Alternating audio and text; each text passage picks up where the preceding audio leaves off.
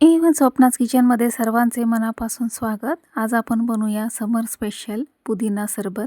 वर्षभरासाठी स्टोर करून जेव्हा पाहिजे तेव्हा 2 मिनिटात बनणारे पुदिना सरबत कसे बनवायचे हे आज आपण पाहूया. पुदिना म्हणजे गुणांची खाण आहे. याचे जेवढे फायदे मी तुम्हाला सांगू तितके कमी आहेत. असं हे पौष्टिक पुदिना सरबत बनवण्यासाठी सर्वात आधी मी घेतले आहेत भरपूर अशी पुदिन्याची पाने स्वच्छ धुवून घेतली आहेत.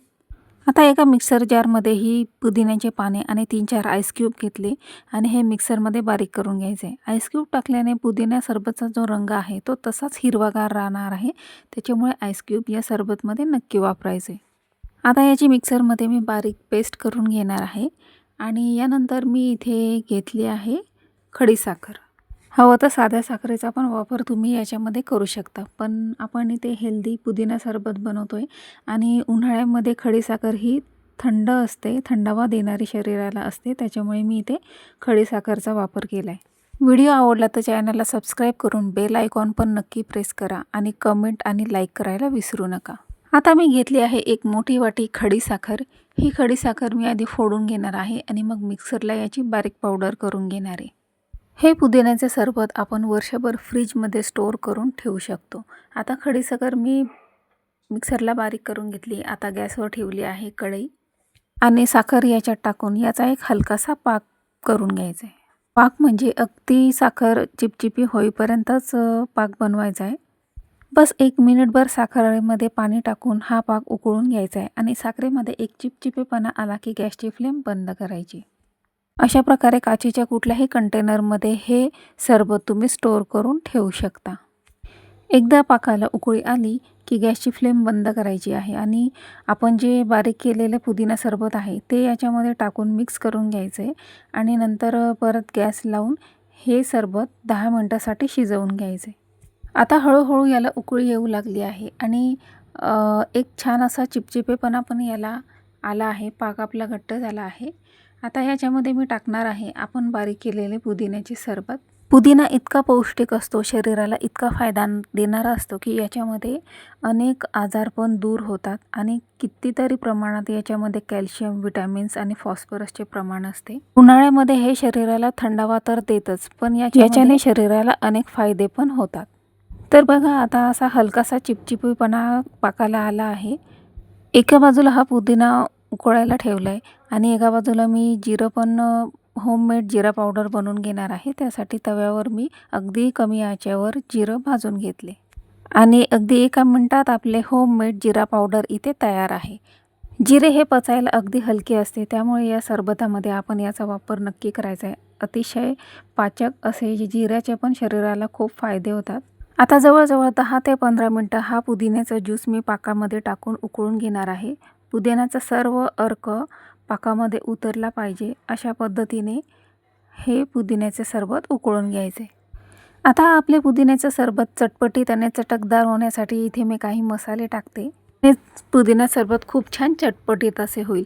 तर याच्यामध्ये सगळ्यात आधी मी घेतले आहे 1 चमचा जिरा पावडर, 1 चमचा काळी मिरी पावडर, 1 चमचा काळे मीठ, 1 चमचा साधे मीठ.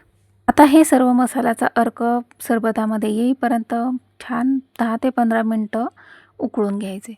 आंबटपणा येण्यासाठी इथे मी याच्यामध्ये लिंबाचा रस पण टाकणार आहे, पण तो शेवटी टाकायचा. जर आपण याच्यातच लिंबाचा रस टाकला तर त्याला एक कडवटपणा येऊ शकतो, त्यामुळे मी लिंबाचा सरबत नंतर टाकणार आहे. आता सर्व मसाले छान याच्यामध्ये शिजले. खूप छान सुगंध येतोय या पुदिना सरबतचा. कोणी पाहुणे घरी आले तर सहजच तुम्ही त्यांना पटकन 2 मिनिटात हे सरबत बनवून देऊ शकता.